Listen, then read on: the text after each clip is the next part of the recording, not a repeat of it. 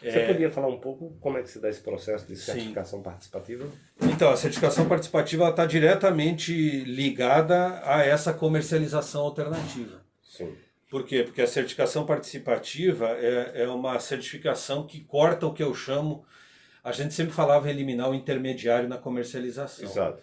Precisamos eliminar o intermediário na certificação, que é o Sim. intermediário de confiança que eu digo, né? Porque Sim. o consumidor está de um lado, o agricultor do outro. Sim. Aí você tem um inspetor que vai no agricultor Sim. e diz, a tua produção está ok. Aí ele vai e põe um selo e o consumidor então acredita.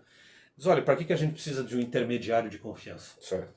Né? Então, o processo de certificação participativa é um processo onde os agricultores técnicos e consumidores Sim.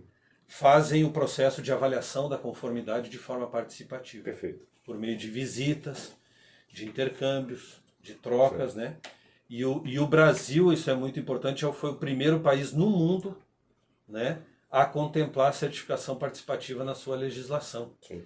Hoje a Europa está tentando fazer isso. Está tentando. A gente inverteu, que é sempre a lógica, né? Na América Latina, mais de 10, 15 países já incorporaram a certificação participativa a partir da experiência brasileira. Que ainda tem muito para aprimorar, viu, Marcos? Sim, não quer dizer que a gente está no paraíso, não.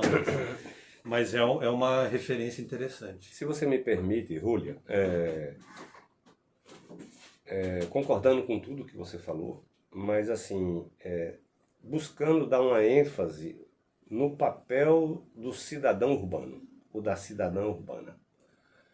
Porque, de alguma forma, parece que esse movimento de ecologização, esse movimento de sistemas agroalimentares sustentáveis, ele está muito vinculado às organizações do campo, que fazem assessoria, como as ONGs, aos núcleos de pesquisadores nas universidades, que também fazem trabalho de extensão, ou então aos movimentos sociais do campo, aos próprios agricultores e agricultoras, que são os principais protagonistas. Mas eu gosto muito de enfatizar e de buscar a conexão com o lugar do consumidor, que eu não gosto muito dessa palavra, eu prefiro chamar de um sujeito ativo no processo de comercialização, de intercâmbio de produtos, não é? Então, esse sujeito,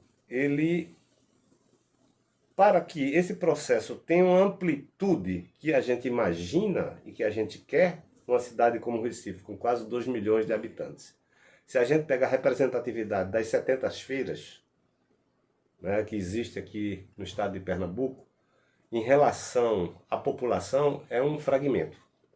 Então, que movimento, que impulso, que estratégia utilizar de mobilização da sociedade para tentar dar esse pulo no sentido de que esse processo seja concebido como algo fundamental, não apenas para um bem-estar orgânico, mas como um bem-estar orgânico do planeta, dos ecossistemas naturais, dos agroecossistemas.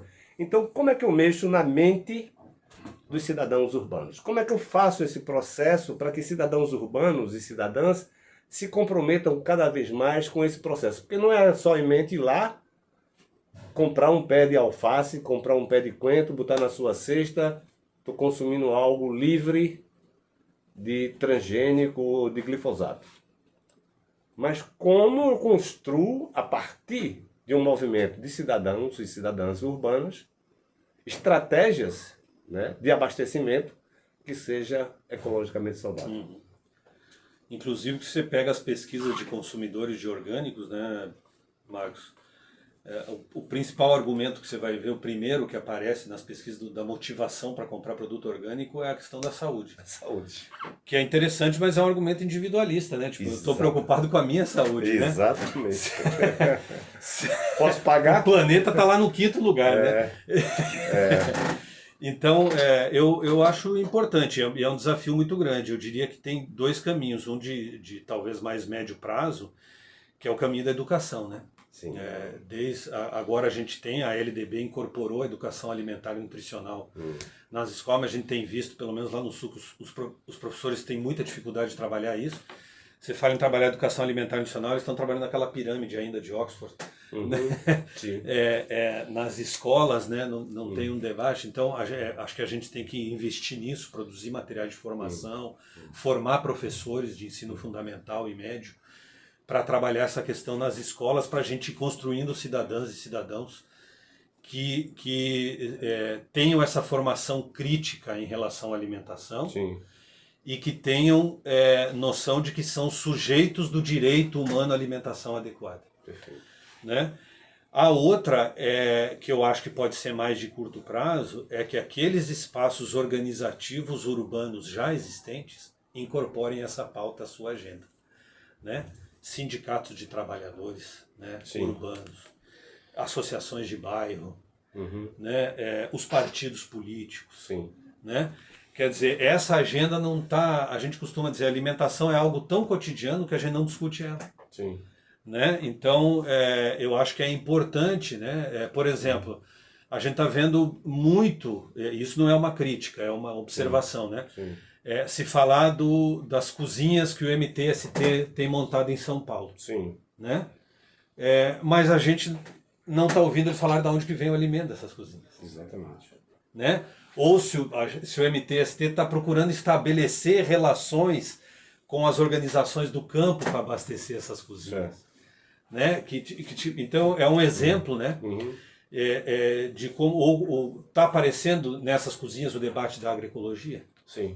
Né? Entendi. Então é só uma referência de algo Perfeito. que tem vindo muito à tona, de como eu acho que os movimentos urbanos já existentes, né, poderiam, né, incorporar essa agenda e fortalecer a agroecologia, não na perspectiva de dizer, eu vou contribuir com os agricultores. Não, eu estou lutando pelo meu direito humano à alimentação. Perfeito. Né? Acho que essa seria a ideia. Sim. Né? Sim.